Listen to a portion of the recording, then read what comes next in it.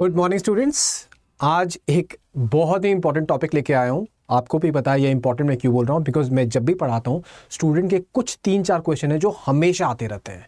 Sir NCERT पढ़ूँ ना पढ़ूँ, क्यों पढ़ूँ, मैं साइंस पढ़ाता हूँ तो एनसीईआरटी में साइंस क्यों पढ़ूँ, पेपर कौन सा पढ़ना है, कैसे पढ़ना है, वो बहुत ऐसे जनरल क्वेश्चन हमेशा रिपीट होते ही रहते हैं। तो मैंने ये डिसाइड किया है मैं धीरे धीरे इन सारे प्रॉब्लम को एक क्रिएटिव वे में टैकल करूंगा। कुछ को मैं ऑलरेडी टैकल कर चुका हूं और कुछ को मैं धीरे धीरे टैकल करते रहता हूं। ठीक है।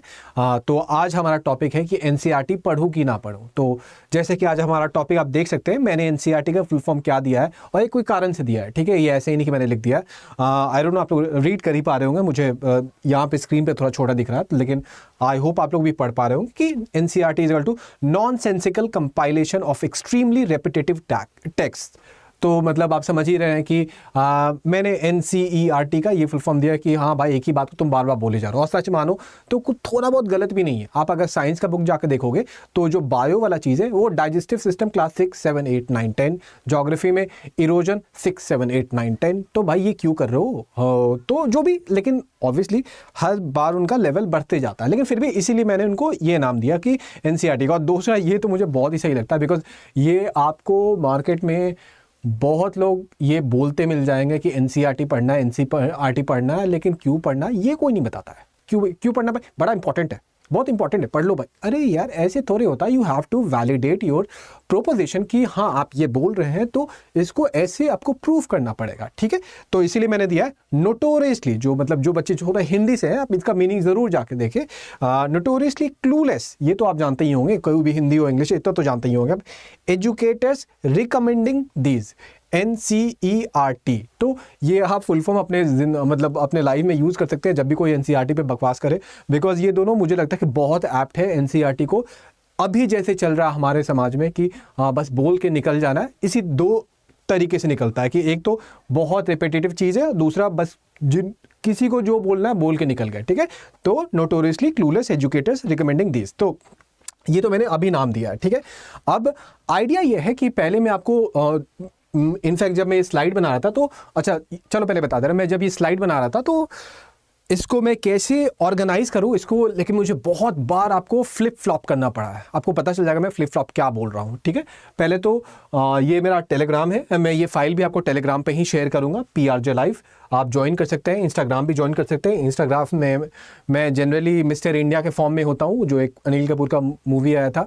इंस्टाग्राम पे, टेलीग्राम पे नहीं कि हमेशा गायब ही रहता हूँ, लेकिन हाँ शायद कभी ना कभी तो ठीक करूँगा ही, तो वो भी आप ज्वाइन कर सकते हैं। But this is very important, आपको ये तो ज्वाइन करना ही चाहिए, because over the period of time I keep sharing files, science के चीज़, करंट अफेयर्स, ये सब कुछ वहाँ पे आएंगे तो आपके लिए काफ़ी इंपॉर्टेंट रहेगा। ठीक है, तो ये तो बात है। अब मैंने जो फ्लिप फ्लॉप वाली बात बोली, तो देखिए मैं आपको इनफैक्ट स्लाइड छोटा करके दिखाता हूँ।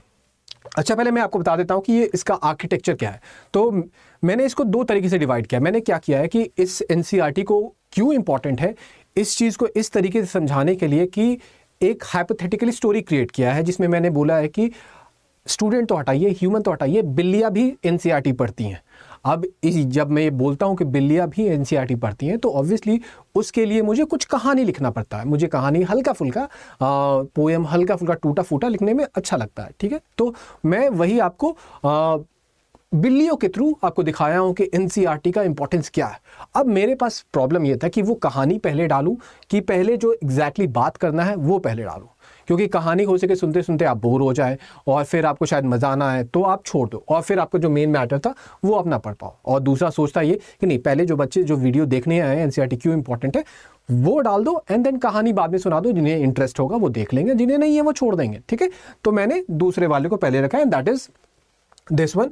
और मैं अगर आपको दिखा दूँ आगे क्या आने वाला, ये तो हम लोग डिस्कस करेंगे ही, ये असली एनसीईआरटी का फुल फॉर्म, लेकिन वो ये क्यों है बाद में आएगा। देखो, story of a CATIA land, CATIA मतलब समझ लो कैट का, ये स्टोरी एक्चुअली मैं इसका एक प्रीव्यू दे रहा हूँ। ये स्टोरी है क्या कि एक ऐसा समाज है जहाँ पे सिर्फ बिल्ली और कुत्ते रहते हैं, और वो बिल्लियों का एजुकेशन सिस्टम जो है वो काफ़ी चरमराया हुआ है। आपको वहाँ पे बहुत घटिया क्वालिटी की किताबें चलती हैं।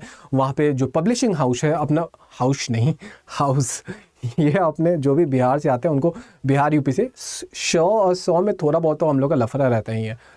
शॉ में एंड रॉ में, एनीवे वो बात का बात है, ठीक है। तो ये आपको वहाँ पे जो पब्लिशिंग हाउस है वो मोनोपोली अपना की हुई है, और जो भी वहाँ पे नए नए बिल्लियाँ आ रही है एज इफ लाइक स्टूडेंट, उन्हें वही घटिया क्वालिटी का बुक्स मिल रहा है जिससे वो रट रट के आगे बढ़ रहे हैं। तो हमारा जो हीरो है इस कहानी में, इसका नाम मैंने रखा है एंग्जाइटी, ठीक है। एंग्जाइटी क्यों रखा है?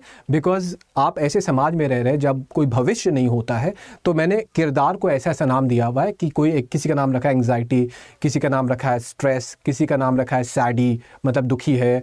तो ऐसे वैसे कुछ नाम रखे हुए हैं जो कि अलग अलग रोल प्ले करेंगे, ठीक है। एंड इवेंचुअली आपको ये जो अपना मेन किरदार है जिसका नाम एंग्जाइटी है, ये इसे बर्दाश्त नहीं होता है कि मैं इस एजुकेशन सिस्टम में कैसे आगे ना बढ़ पाऊँ, ठीक है। तो वो क्या करता है कि अपने सारे बिल्लियों को इकट्ठा करता है एंड इवेंचुअली वो प्रोपोजिशन देता है कि हमें कुछ बदलना पड़ेगा। लेकिन उसे ये पता था कि हर जगह जैसे जब इंसानों की दुनिया में रेड टेपिज्म हो सकता है तो बिल्लियों की दुनिया में क्यों नहीं रहेगा, एंड उसे ये प्रॉब्लम का पता था। एंड इवेंचुअली वो क्या करता है कि आपको वो हम देखेंगे थोड़ा बहुत, बहुत सारा काम करता है, लोगों को मोटिवेट करता है, इकट्ठा करता है कि हमें कुछ करना पड़ेगा। एंड देन वो जाता है ऑफिस में वहाँ के जो गार्ड होते हैं इसको भगा देते हैं, और ऑब्वियसली गार्ड जो होते हैं वो भी बिल्लियाँ होती है, जो ऑफिसर है वो भी बिल्लियाँ हैं। और वो इवेंचुअली क्या होता है कि आपको ये जो है इसे इंसल्ट करके ऑफिस से भगा दिया जाता है, इसको बहुत दुख लगा होता है। लेकिन ये इसकी जो पढ़ाई हुई होती है, ये बहुत पहले पढ़ाई किया हुआ होता है एक स्कूल जिसका नाम होता है Marvard. Obviously you get the idea, Harvard से मारवर्ड। अब मारवर्ड क्यों? क्योंकि अपना म्यू म्यू होता है अपना, तो उससे मैंने म्यू म्यू से मैंने मारवर्ड रख दिया, ठीक है। अब वहाँ से ये पढ़ के आए तो वहाँ पे उनके पास वहाँ बगल में एक बड़ा सोशल प्लेस था। सोशल प्लेस क्या था?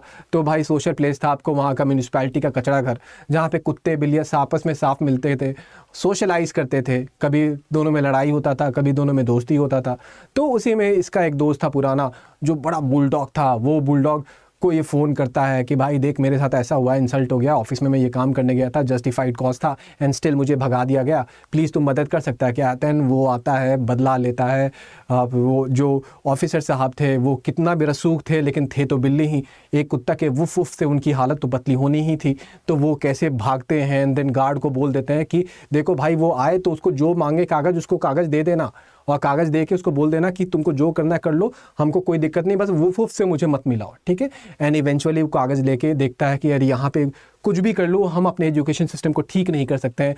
तो फैसला ये लिया जाता है आपसी सलाह से, काइंड ऑफ ग्राम पंचायत के थ्रू, और कि हमें अब इंसानों की दुनिया में जाना पड़ेगा। तो वो दिल्ली आने का सोचते हैं।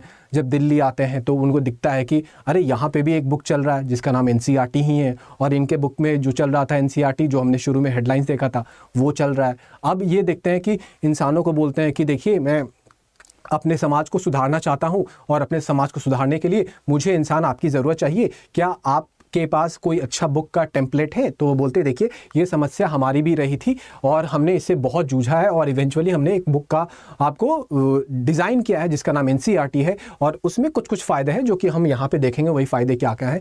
एंड देन हमारा जो ये प्रोटैगनिस्ट है वो इवेंचुअली उस बुक को कॉपी करता है, और उसका एक प्रीति आपको मतलब कि समझिए एक सेट अपने समाज पे लाता है, और इन अपने समाज में उसको दिखाता है, बताता है कि हमें ऐसा करना पड़ेगा, और फिर इसमें आपको हम इस चीज़ को फॉलो करेंगे तो हमारा भी समाज इंसानों की तरह आगे इवॉल्व करेगा, और हम भी अपने चीज़ों में म्यूटर बना पाएंगे, मतलब कंप्यूटर बना पाएंगे। म्यू समझ रहे हो ना, म्याऊ म्याऊ। तो वही म्यूटर बना पाएंगे, सीमेल भेज पाएंगे, लाइक कैटमेल का मैंने कर दिया सीमेल ईमेल से। तो ये सब मतलब थोड़े बहुत फ़नी बनाने का कोशिश किया। Obviously I am not a writer, so अपने हिसाब से जितना मैं कर सकता हूँ उतना किया है। तो आइडिया ये है कि बिल्लियों को भी पता है कि NCERT is this much important. वो अपने समाज में इस बुक को कॉपी करने के लिए एक रिवॉल्यूशन करता है। वो अपने समाज में इस बेटर फॉर्म ऑफ सिस्टम को लाने के लिए पूरे समाज से लड़ता है, इकट्ठा करता है। इनफैक्ट मैंने बुक में सत्याग्रह का भी दिया है कि वो शुरू में जाता है तो सत्याग्रह करता है ना, ऑल दैट, ये सब। तो आइडिया ये है कि this book is very important. Obviously I will be discussing the important part of the book कि वो क्या है वो पहले ही कर लूँगा कि आप जान लो, और उसके बाद आपको अगर नहीं पसंद है तो आप निकल जाओ, और अगर पसंद है तो आगे देख लो, उसमें कोई दिक्कत नहीं। और से भी मैं पूरा डिटेल में कहानी नहीं बताऊँगा क्योंकि पढ़ते पढ़ते बहुत मेरा ही आपको गला दुख जाएगा। तो आपको बस एक ओवरव्यू आइडिया दे दिया है, because this video was about a creative interpretation of why NCERT is important. So you must know कि मैंने ये क्रिएटिव इंटेक कैसे लिया है, ठीक है। तो चलो पहले हम लोग बेसिक चीज देख लेते हैं कि एनसीईआरटी एक्चुअली में क्यों इंपॉर्टेंट है, ठीक है। And obviously this list is not comprehensive, there can be much more reason beyond this. आप जोड़ सकते हो सके मैं ही कल को जोड़ लूंगा, लेकिन ये मुझे लगता है कि these are the most primary reason why NCERT is important and these are non negotiable books which we have to do in any case, ठीक है। तो पहला, NCERT is available to all. इसका मतलब क्या है, आप गुजरात में हो या अरुणाचल में, केरला में हो या कश्मीर में हो, आपको एनसीईआरटी अवेलेबल है। तो अब हम इसका क्या करें। अब मान लीजिए आप कोई सेंट्रल एग्जाम दे रहे हैं, आप बैंक दे रहे हैं, एसएससी दे रहे हैं, यूपीएससी दे रहे हैं, बहुत सारे एग्जाम होते हैं, मैं तो बस जो फेमस मेरे दिमाग में आ रहा है, रेलवे दे रहे हैं, वो वही बोल रहा हूँ। अब ये तो सेंट्रल गवर्नमेंट को क्वेश्चन पेपर सेट करना है, ठीक है, जो भी इसकी ऑर्गेनाइजेशन है। अब वो क्वेश्चन कैसे सेट करे, क्योंकि एग्जामिनेशन तो जो बच्चा देने आएगा वो गुजरात से भी आएगा, अरुणाचल से भी आएगा, केरला से भी आएगा और कश्मीर से भी आएगा। तो हो सके तमिलनाडु में हिस्ट्री का जो बुक चलता हो वो डिफरेंट हो, जो कश्मीर में चलता हो वो डिफरेंट हो, जो अरुणाचल में चलता हो वो डिफरेंट हो, and same goes with the other subjects, economics, polity and every other things. तो फिर ये यूनिफॉर्मिटी कैसे लाए कि हम एक सेंट्रल एग्जामिनेशन ले रहे हैं और सारे बच्चों को सेम क्वेश्चन के लिए आपको एक्सेसिबल रिसोर्सेज मिल जाए, तो वो मिलता है एनसीईआरटी से। इसीलिए आपको ये बुक एक यूनिफॉर्मली अवेलेबल बुक है जो पूरे इंडिया को एक साथ मिलता है। तो जो भी आपको गवर्नमेंट इंस्टीट्यूशंस, ऑर्गेनाइजेशन अगर क्वेश्चंस बनाएंगी तो वो यहीं से बनाएंगे, because they can not be partial. मान लो वो तमिलनाडु के कोई बुक से बनाते हैं, केरला के कोई बुक से बनाती है, एंड उस बुक में वो बहुत सारा डेटा दिया हुआ है जो कि बिहार और यूपी के बुक में नहीं दिया हुआ है, और वो सेंट्रल एग्जामिनेशन है। तुमको नहीं लगता है कि ये इम्पार्शियल हो जाएगा यूपी एंड बिहार के बच्चों के लिए कि ऐसे बुक से क्वेश्चन उठाया जा रहा है जो पर्टिकुलरली फोकस एक सब रीजन को है, और वाइस वर्सा भी ट्रू हो सकता है कि बिहार वाले से उठाया गया एंड जो तमिलनाडु और केरला को नहीं पता है, तो ये इम्पार्शियल हो जाता है। तो इसीलिए ये बुक हम समझ गए कि सबको एक प्लेटफॉर्म पे लाता है इन टर्म्स ऑफ मटेरियल जो कि सब पढ़ाई करते हैं। तो ये जो क्वेश्चन फॉर्मुलेटर है जो कि वहाँ पे क्वेश्चन बना रहे हैं जिसे हमें सॉल्व करना है इवेंचुअली ताकि हम एग्जामिनेशन को क्रॉस कर सके, तो उस प्रोसेस में ये काफ़ी इंपॉर्टेंट हो जाता है। पहला सबसे इंपॉर्टेंट बात। दूसरा, फ्री टू ऑल। ये तो अवेलेबल था, अब अवेलेबल तुमको पैसा के साथ भी हो सकता है, तुमको बड़े बड़े मोटे मोटे बुक वो हमारे पास भी अवेलेबल है, आपको भी अवेलेबल है, बस आप खरीद नहीं सकते, हम खरीद नहीं सकते, कोई खरीद सकते हैं। तो अवेलेबल सबके पास है, लेकिन शायद आपको एक्सेसिबल सबके पास है, लेकिन अवेलेबल बहुत कम के पास है, ठीक है। तो ये क्या हुआ कि ये जो बुक है ये फ्रीली अवेलेबल है। आप जाइए वेबसाइट पे और जाकर टिक मारिए, आपके सामने खुल जाएगा। अब अगर फ्रीली अवेलेबल, तो यहाँ पे हम क्या बोल रहे हैं, आप रिच हो या पुअर हो, आप फीमेल हो या मेल हो, आप विलेजर हो या आप टाउन में रहते हो, आप एनसीईआरटी से पढ़ सकते हो। अगर ये बात एनसीईआरटी के मतलब कि सेंट्रल ऑर्गेनाइजेशन के हेड को, प्रेसिडेंट को, चेयरमैन को पता है, देन दे नो कि none of them, any of this group, like वो रिच हो या पुअर हो, ये क्लेम नहीं कर सकती है कि नहीं सर आपने ये क्वेश्चन कैसे दे दिया, मुझे तो पता ही नहीं था, मैं तो ये बुक पढ़ा ही नहीं हूँ। भाई ये फ्री है, आप बहाना नहीं दे सकते हैं। आप बोल सकते हो ठीक है, यहाँ पे मुझे कोई ऐसे बोल सकते हैं विद्यार्थी कि सर मैं बहुत रिमोट इलाके में रहता हूँ, और ये शायद ये बात कुछ साल पहले तक सच मानी भी जाती कि हाँ एनसीईआरटी तो 2005 में भी फ्रीली अवेलेबल था, बट क्या इंटरनेट था उनके पास जो इसको डाउनलोड कर ले? नहीं था। लेकिन क्या आपको लगता है ये रीज़न अब उतना वैलिड है? मुझे नहीं लगता। हो सके आज भी ये कुछ प्रतिशत में सच हो, लेकिन आपको हम इतना ज़रूर मान सकते हैं कि मेजॉरिटी ऑफ द एरिया में आपको कहीं ना कहीं किसी ना किसी फॉर्म में, हो सके आपके पास फ़ोन नहीं हो, आपके चाचा के पास हो, आपके बगल में पड़ोसी के किसी के पास हो, वो इंटरनेट से अगर चाहे तो ये बुक डाउनलोड कर सकता है। तो मतलब कि आप कोई भी कम्युनिटी में बिलो, आप फीमेल हैं तो आप ये नहीं बोल सकती हैं कि हमारे सोसाइटी में पैट्रियार्की है इसीलिए मेरे लिए बुक नहीं खरीदा जाता है, नहीं बोल सकती है, because this book is freely available to you. तो आप ये बहाना नहीं मार सकती हैं। आप मेल हैं तो ये नहीं बोल सकते हैं कि मुझे मेल में तो कुछ बोला ही नहीं जाता यार, इनको तो सब freely available until unless they are economically compromised और may be for some different reason कि वो रिमोट जगह पे रहते हैं और उनको वो एक्सेसिबल नहीं हो, ठीक है। विलेज और टाउन, ये भी डिस्टिंक्शन बहुत ज़्यादा आता है कि मैं तो गाँव में रहता हूँ सर, वहाँ किताबें नहीं मिलती है, शहर में बड़े बड़े दुकान होते हैं, वहाँ पर लोग जाके खरीद लेते हैं, पढ़ लेते हैं ऑल दैट। ये सब नहीं, आप नहीं बोल सकते, because this book is available at one click. आप एक बार क्लिक मारते हो अपने फ़ोन में और ये बुक डाउनलोड हो जाता है। और ऐसा भी नहीं कि ये बहुत हाई फाई वाला फंडा है, आपको दिक्कत हो रहा है यूट्यूब में जाओ, सीखो और 1 सेकंड में डाउनलोड हो जाएगा। तो ये बहुत बड़ा रीज़न है कि ये on the same platform all the community रख रहा है। तो ये भी बहुत बड़ा रीज़न है कि आपको जो सेंट्रल ऑर्गेनाइजेशन है उन्हें ये पता होता है कि कोई भी बहाना नहीं चलेगा, अगर मैं इस बुक से क्वेश्चन दे रहा हूँ then you are oblige to solve it. आपको ये नहीं बोल सकते हो कि ये टफ आ गया, इजी आ गया, ये नहीं पढ़ा, ये सिलेबस में नहीं है, ये सब नहीं चल सकता है, ठीक है। एंड तीसरा बात, प्रोफेसर ऑफ अनपैरेलल्ड क्वालिफिकेशन। आप जाकर देखना किसी भी एनसीईआरटी का, मैं बोल रहा हूँ क्लास 5th 6th का भी देख लेना, आपको दिखेगा 20-25 प्रोफेसर आपको लिख रहे हैं आपको वो बुक, और सारे प्रोफेसर बहुत इनोवेट प्रोफेसर होते हैं, मतलब आईटी के, जेएनयू के, दिल्ली यूनिवर्सिटी के, मतलब बड़े बड़े यूनिवर्सिटी के, ठीक है। और इवेंचुअली वो अपने फील्ड में बहुत ज़्यादा मतलब क्वालिफाइड पीपल होते हैं, एंड स्टिल वो क्लास 6 का बुक लिख रहे हैं। तो कैन यू इमेजिन कि अगर एक ऐसा प्रोफेसर जो कि अपने फील्ड में ऑलमोस्ट मैवरिक है, मतलब कि बहुत ज़्यादा क्वालिफाइड है, उससे क्लास 6 का बुक लिखने को बोल दिया जाए, तो वो हर एक वर्ड जो लिखेगा वो इतना ज़्यादा डेंस वर्ड होगा। डेंस का मतलब होगा कि एक एक अक्षर आपको इतना इन्फॉर्मेशन देगा कि आपको अंदाज़ा नहीं होगा। एंड इसीलिए आपको बोला भी जाता है कि लोग एनसीईआरटी को पढ़ तो लेते हैं लेकिन समझ कम पाते हैं। और सच मानिए, मैं एज ए टीचर बोल रहा हूँ, मैं आज भी अपने आप को बोल रहा हूँ, एनसीईआरटी को मैं वही बुक जो मैं पढ़ चुका हूँ फिर से पढ़ूंगा तो मुझे दूसरा मीनिंग पता चलेगा। आप कितनी बार भी पढ़ते रहिए, आपको हमेशा नया मीनिंग दिखते जाएगा।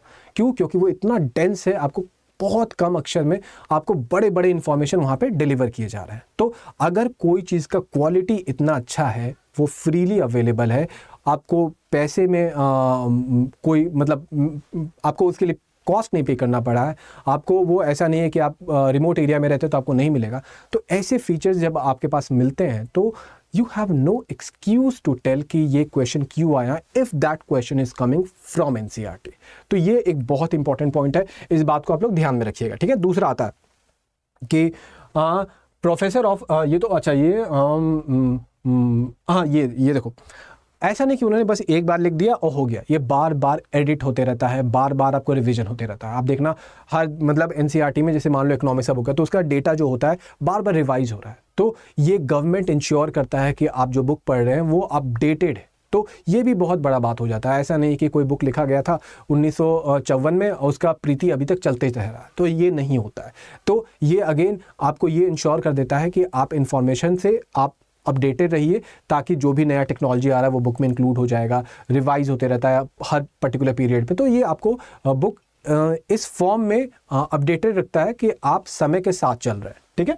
दूसरा होता है if the central exam take so if, वही वाली बात जो मैंने आपको बोल रहा था कि कोई भी एग्जाम ले लो आप, कि इनको अगर लेना है कोई एग्जाम तो वो ये कहाँ से क्वेश्चन सेट करेंगे। Even if they know that some particular state book is better than NCERT, let's assume, मुझे नहीं लगता ऐसा होगा लेकिन लेट्स अज्यूम, तब भी वो उस बुक से क्वेश्चन नहीं सेट कर सकते हैं। क्यों? क्योंकि अब देखो, ज़बरदस्ती अगर करना है तो उसका तो कोई तुक नहीं है, मैं on the basis of principle and morality बात कर रहा हूँ, ठीक है। तो और 90% ऐसा ही होता है, ऐसा नहीं कि ये बस बोलने वाली बात है। उन्हें पता है कि अगर हम वहाँ से डालेंगे तो बच्चे ये पढ़े ही नहीं है तो फिर कैसे बना सकते हैं। तो इसलिए ये हमारे पास एक बहुत अच्छा मतलब सिचुएशन आ जाता है कि हमें पता है कि क्वेश्चन यहीं से आना है, बिकॉज जो क्वेश्चन सेटर है उनके पास ये ऑब्लिगेशन है कि उन्हें पता है कि क्वेश्चन यहीं से बनाना है। तो ये कितना बड़ा बेनिफिशियल बात है, ठीक है। तो एनसीईआरटी में अब हम एनसीईआरटी का अपना असली वाला फुल फॉर्म में देख लेगा, क्योंकि वहाँ तो नकली वाला मिला था। National council of educational research and training. देख लो ये वर्ड है यार, जब ये वर्ड यहाँ पे एडेड है तो आपको नहीं लगता है कि something is very something of very good quality will be available to us at free of cost. तो इस बात को ध्यान दीजिए, इसलिए ये बहुत ज़्यादा इंपॉर्टेंट होता है, ठीक है। अब from student point of view, अभी तक तो मैंने आपको जितना बताया सप्लाई पॉइंट ऑफ व्यू से बताया, अब मैं डिमांड पॉइंट ऑफ व्यू से बताता हूँ। आप स्टूडेंट है, आपको पढ़ना है, तो आपको देखना है कि क्या हमारे लिए इंपॉर्टेंट है। If you have done this तो you are sure that only this answer will be followed. मतलब कि कितना बार होता है ना कि क्वेश्चन में आया कोई, यार इस क्वेश्चन का आंसर इस बुक में ये दिया हुआ है, उस बुक में वो दिया हुआ है, कौन सा फॉलो करे यार, किसको सही माना जाएगा। आपने अगर एनसीईआरटी का आंसर दिया उसी को सही माना जाएगा। Can you imagine this? आपको नहीं लगता है कि ये कितना बड़ा कंफ्यूजन को हटा देता है? अरे मैंने गूगल पे देखा है आंसर यार, वो वहाँ पे ऐसे लिख रहा था वेबसाइट, वो बहुत बड़ा वेबसाइट है, आपको नहीं पता है, ये वाला वेबसाइट ये कह रहा है। ये सारी बातें एक जगह, एनसीईआरटी का आंसर एक जगह, बिकॉज एनसीईआरटी ने जो कह दिया वही सही माना जाएगा। तो ये एक स्टूडेंट पॉइंट ऑफ व्यू से कितना इंपॉर्टेंट हो जाता है कि मैं जो भी आंसर कर रहा हूँ आई कॉन्फिडेंटली नो कि हाँ यही सही होने वाला है, ठीक है। तो ये स्टूडेंट पॉइंट ऑफ व्यू से बहुत ज़्यादा इंपॉर्टेंट हो जाता है, ठीक है। These are not very thick book, though very dense, मैं 2 बार इसलिए लिखा हूँ कि ये थिक बुक, मतलब ये मैं क्यों लिखा हूँ लाइन को, कि देखो बहुत सारे बुक आपने देखे होंगे कि इतने मोटे मोटे बुक आते हैं, बकवास लिखा होता है, उसमें कुछ नहीं होता है, लेकिन बस एग्जाम्पल भर दिए, इधर से उधर कॉपी कर लिया, ये कर लिया, वो कर लिया, मोटा बना दिया, ठीक है। और एनसीईआरटी का आप 11th-12th का बुक देख लो यार, आप इतना मोटा होता है, और आपको जो क्लास 7, 8, 9, 10 है वो तो मतलब 100 पन्ने, 150 पन्ने, क्या होता है आप ये सोच के देखो। 100 पन्ने तो वो एक्चुअली में तो वो 1 साल का कोर्स है ना, वो बच्चों को 7th के क्लास के बच्चों को 1 साल में 100 पन्ने पढ़ना था, तो बहुत ही कम होता है ये, लेकिन वो बहुत डेंस होता है, और यही इसका आपको हर्डल है, इसीलिए आपको एनसीईआरटी के नाम पे इतना कोर्स चलता है, because this is actually a hurdle. आप रीड कर जाइएगा, आप बोल दीजिएगा अपने आप को कि मैंने पढ़ाई कर ली है, लेकिन वो समझ में आपको बस 30% आया होता है। आप फिर से रीड करिएगा, 45% पे पहुंचिएगा, फिर से रीड करिएगा, 60% पे पहुंचिएगा, तो ये आपका सिलसिला चलते रहता है। लेकिन आप बताइए कितने लोग हैं जो एनसीईआरटी को 4 बार पढ़ते हैं, 30 बार पढ़ते हैं? यही सबसे बड़ा हर्डल है कि अगर हमने पहले तो बेसिक मिनिमम पढ़ भी लिया जैसे तैसे एक बार, पहले तो यही बहुत लोग नहीं करते हैं, लेकिन कर भी लिया तो दूसरी बार कभी पहुंचते ही नहीं है वहाँ पे।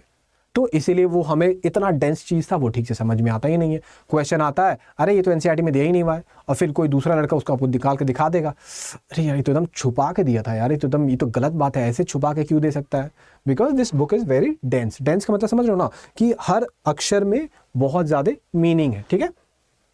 अब nature of question is changing. अब ये मैंने क्यों लिखा है, बिकॉज आप जितने भी बैंक के एग्ज़ाम थे, पीएससी के एग्ज़ाम्स हैं, सीएपीएफ, फिर बहुत सारे एग्ज़ाम जो भी है, उसमें क्या हो रहा था कि लास्ट 10 ईयर्स के क्वेश्चन बच्चे प्रैक्टिस करके जा रहे थे ना, आधा से अधिक क्वेश्चन फोड़ के आ जा रहे थे, क्योंकि वो वन वर्ड वाला क्वेश्चन आ रहा था। अब यूपीएससी का क्वेश्चन जो होता है जनरली आपको आता है कि ओनली 1:2, ओनली 2:2 या मोर देन 2:2, मतलब बेसिकली स्टेटमेंट वाइज क्वेश्चन होता है। Idea is that they try to check your analytical skill, concept समझा हुआ है क्या, उसको आप अप्लाई कर पा रहे कि नहीं कर पा रहे। तो ये चीज़ अब आपको सारे स्टेट पीएससी में भी आना शुरू हुआ है। पूरा हो गया है चेंज, क्या पूरा ओवरहॉल हो गया है क्या? नहीं, अभी नहीं हुआ, अभी भी ये ट्रांजिशन पीरियड में।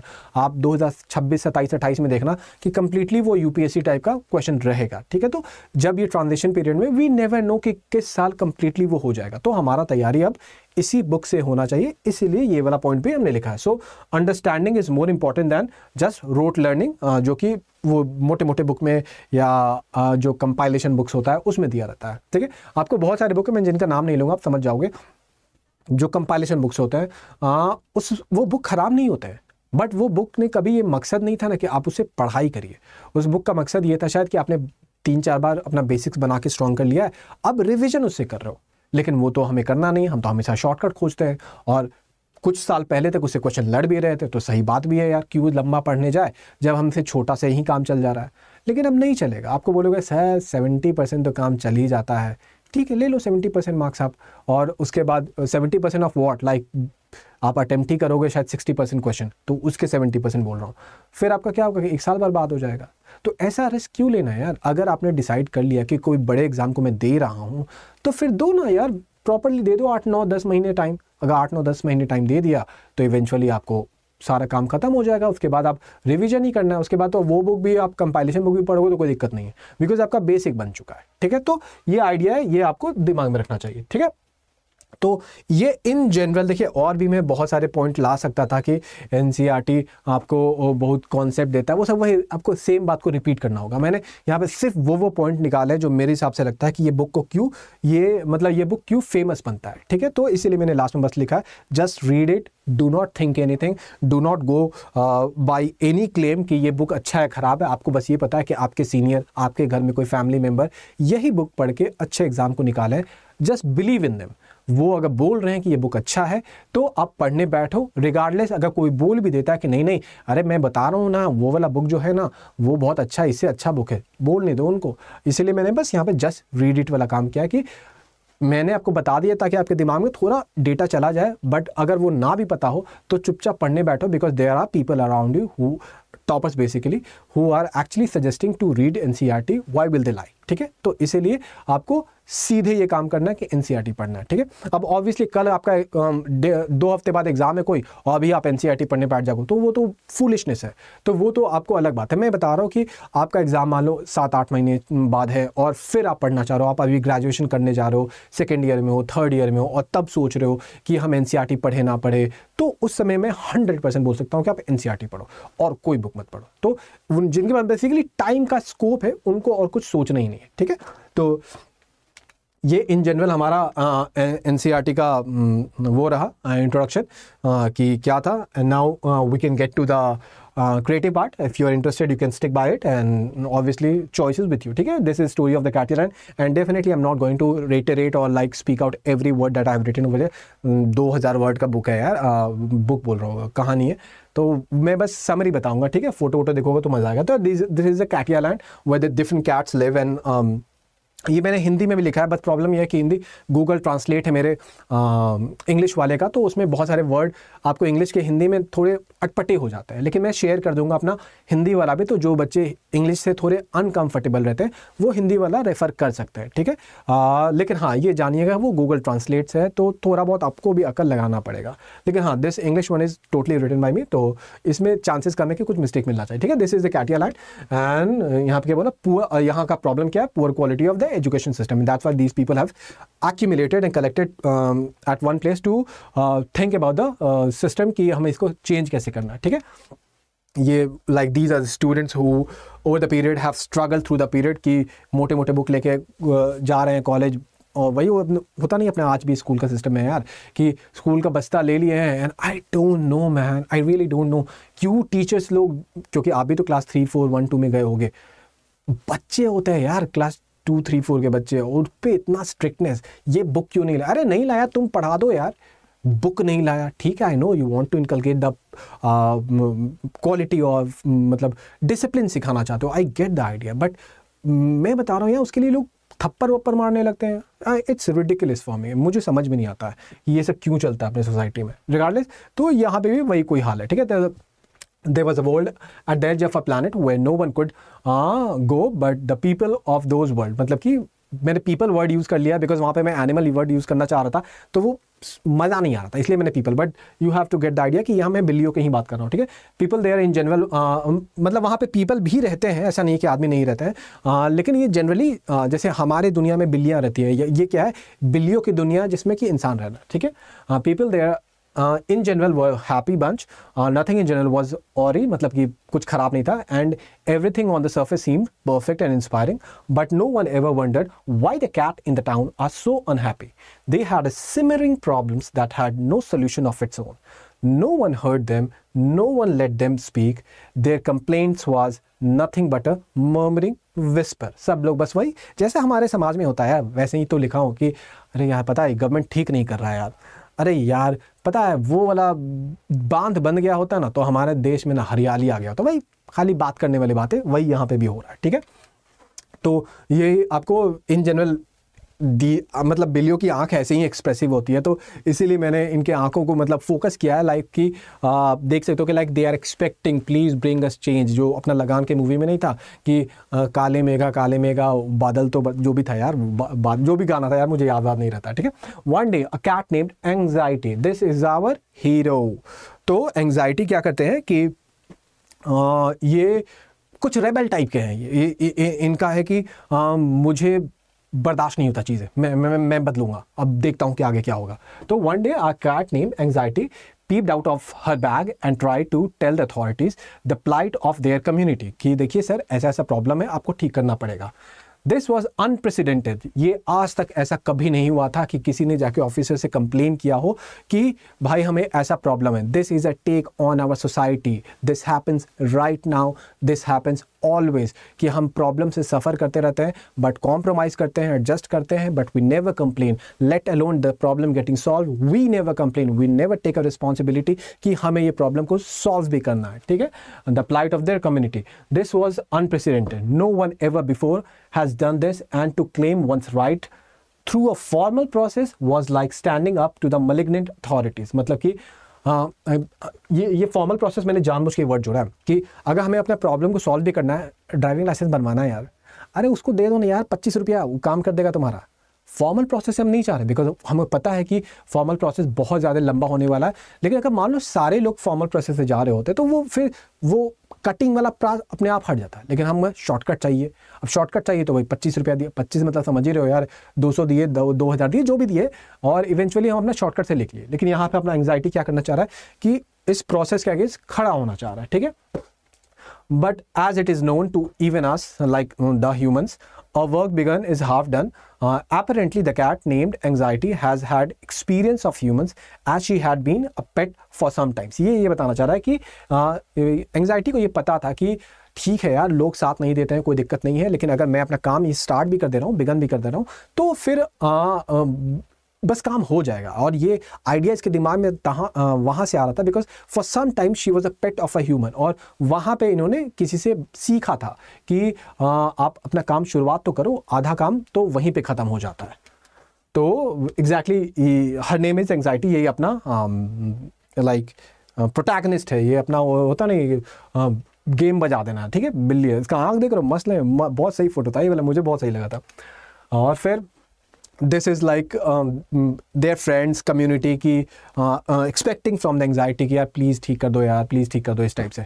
The cat named anxiety raised complaint about the poor। मैंने बार बार cat named anxiety इसलिए लिख रहा हूँ बिकॉज मैंने नाम ऐसा चुना है। और आपको क्या लगता है कि मैंने एंग्जाइटी नाम क्यों चुना है? बिकॉज एंग्जाइटी में because people are living in a state of confusion, like right now think about yourself। आपको अपने सोसाइटी के लिए कितना दिक्कत है कि अरे यार ये लोग सितंबर में मलेरिया फैले जा रहा है, सब लोग हॉस्पिटल में जा रहा है, लेकिन कोई भी वाइट वाला धुआं नहीं छोड़ रहा है। ये क्या मतलब है यार?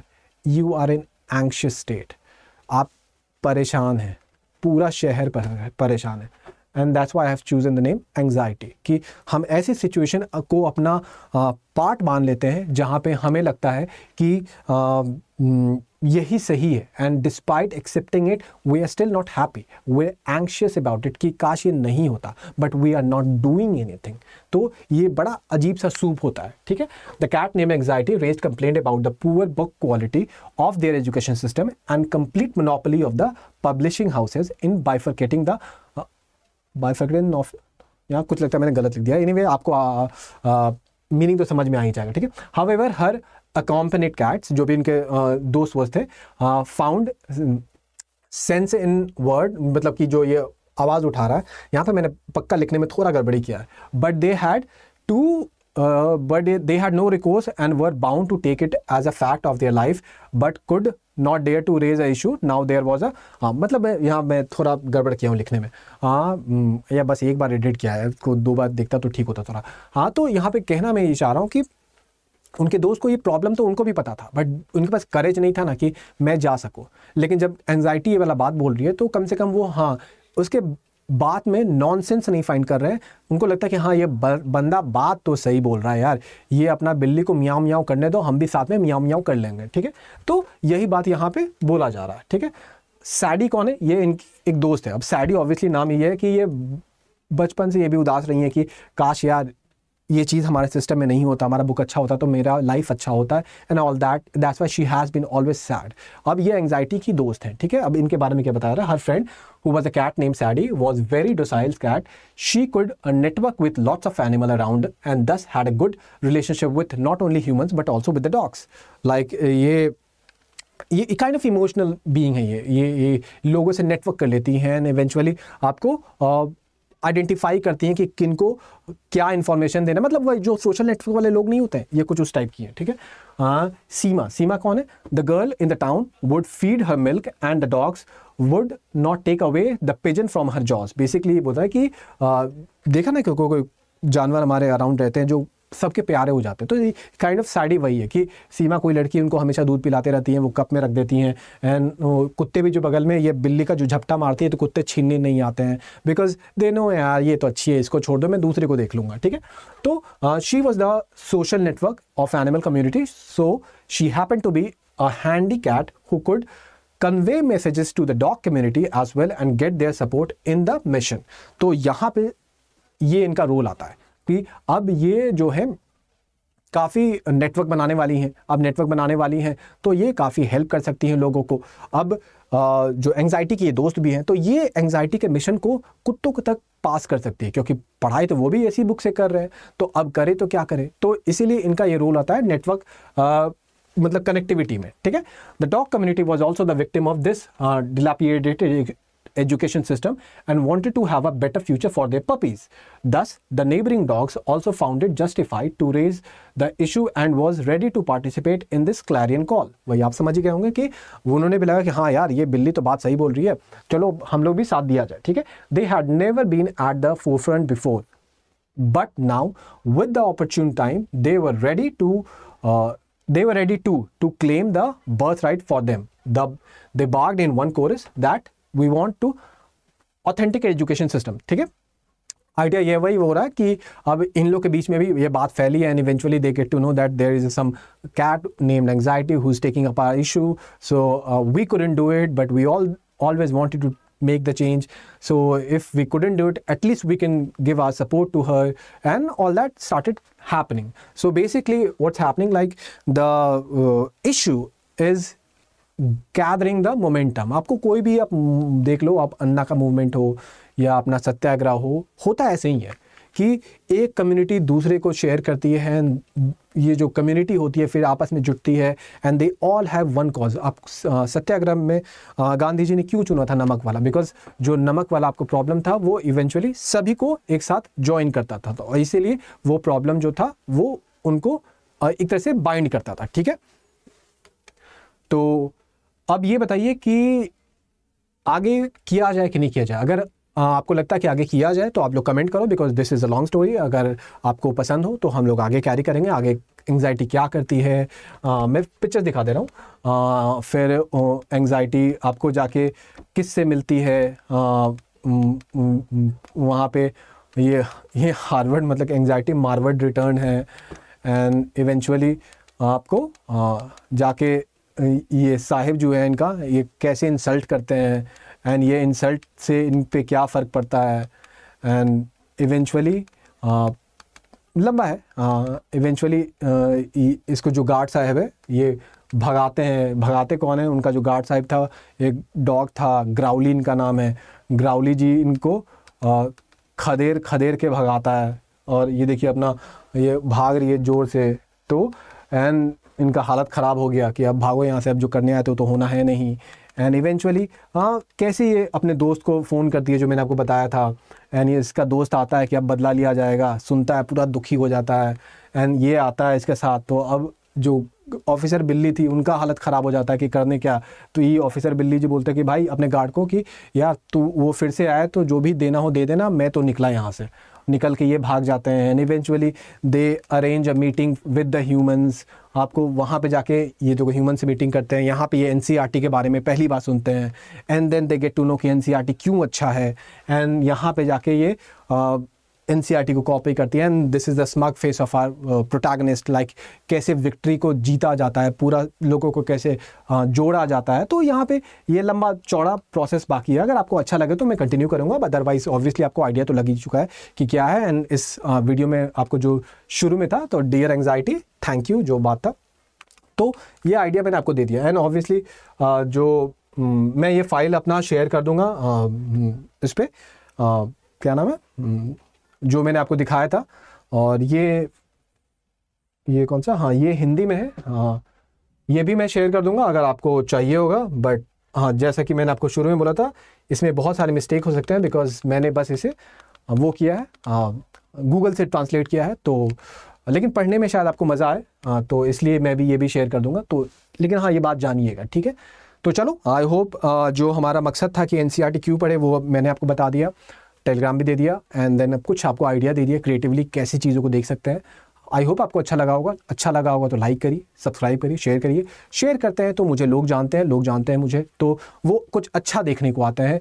लाइक करते हैं तो गूगल एल्गोरिदम में मेरे वीडियो को आगे बढ़ाता है, and you get the idea कि एक अच्छा वीडियो को आगे बढ़ने का चांस मिलता है। And I know this is a very good video because I know what I have done, ठीक है। तो चलिए हम लोग मिलते हैं आपको किसी अगले वीडियो में, कुछ जैसे ऐसे ही टॉपिक पे जो कि मुझे लगता है स्टूडेंट को काफ़ी तंग करता है, तो उस पर मैं एक अनदर क्रिएटिव लुक लूँगा, ठीक है। चलो तब।